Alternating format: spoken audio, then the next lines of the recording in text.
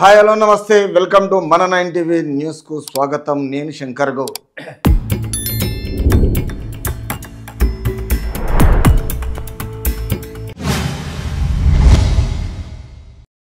హైదరాబాద్ అభివృద్ధి బాధ్యత నాదే. పాత బస్తీ మెట్రో రైలు శంకుస్థాపనలో ముఖ్యమంత్రి రేవంత్, ఎంపీ అసద్, ప్రభుత్వ సలహాదారు షబ్బీర్ అలీ తదితరులు.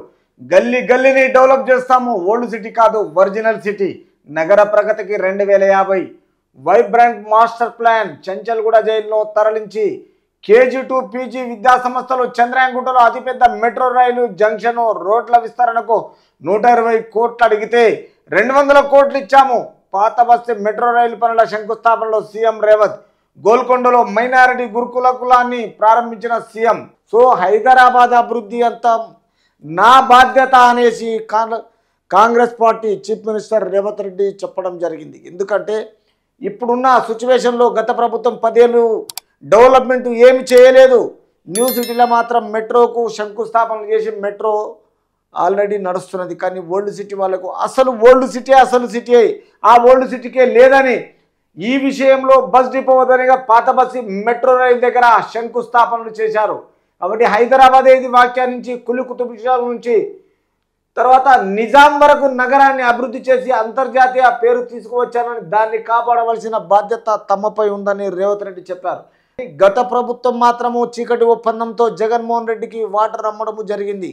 కాబట్టి ఈ విషయంలో హైదరాబాద్ అభివృద్ధి సిద్ధం చేస్తున్న 2050 వరకు వైబ్రెంట్ మాస్టర్ ప్లాన్లో భాగంగా అక్బరుద్దీన్తో కలిసి మూసీ నది గురించి చాలా రకాలుగా ఆలోచన చేసి లండన్ తీసుకెళ్లడం జరిగింది. లండన్లో ఏ విధంగా ఉందో హైదరాబాద్లగిన అలా తెలంగాణ రాష్ట్ర ప్రజల గురించి బ్రహ్మాండంగా దాన్ని తీర్చిదిద్దాలని ఒక విన్నపంతో ప్రజలకు తెలియజేయడం జరిగింది. కాబట్టి అక్బరుద్దీన్తో కలిసి లండన్ నగరాన్ని పరిశీలించి సందర్శించాలని తెలిపారు. మూసీ రివర్ ఫ్రంట్ అభివృద్ధికి ప్రణాళికలు రచిస్తామని, తర్వాత 55 కిలోమీటర్ల మేరకు మూసీ నది అభివృద్ధి ప్రజలు చూస్తారని చెప్పారు.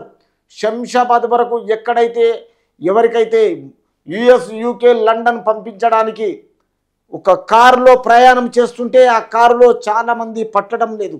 మినిమం 4-5 పోవడం జరుగుతుంది. కాబట్టి సెండ్ ఆఫ్ చెప్పాలన్నప్పుడు ఈ మెట్రో ద్వారా అతి తొందరలో 3 ఇయర్స్లో ఈ మెట్రో శంషాబాద్కు ఏర్పాటు చేసి ప్రతి ఒక్కరూ కారులే కాకుండా మెట్రోలో వెళ్ళి సెండ్ ఆఫ్ పలికితే మిగతా వాళ్ళకి అందరూ పోయే వాళ్లకు సందర్శించి బ్రహ్మాండంగా చెప్పడం జరుగుతుంది. తర్వాత గండిపేట నుంచి 55 కిలోమీటర్ల వరకు మూసీ నది అభివృద్ధిని ప్రజలు చూడాలి. బ్రహ్మాండంగా దీన్ని డెవలప్ చేసే అభిప్రాయం నాదే, ఆ బాధ్యత నాదే అని రేవంత్ రెడ్డి గారు చెప్పడం. తర్వాత శంషాబాద్ ఎయిర్పోర్ట్కి వెళ్ళే దాని కోసము మెట్రో రైలు అవసరము, సీఎం అభిప్రాయపడ్డారు ఈ విషయంలో. తర్వాత వారికి ఎయిర్పోర్ట్ దాకా మెట్రో అవసరం లేదు, కానీ పాత బస్సు నుంచి ఎయిర్పోర్ట్కు వెళ్ళాలనే వారు సాధారణంగా కారులో వెళ్ళారు.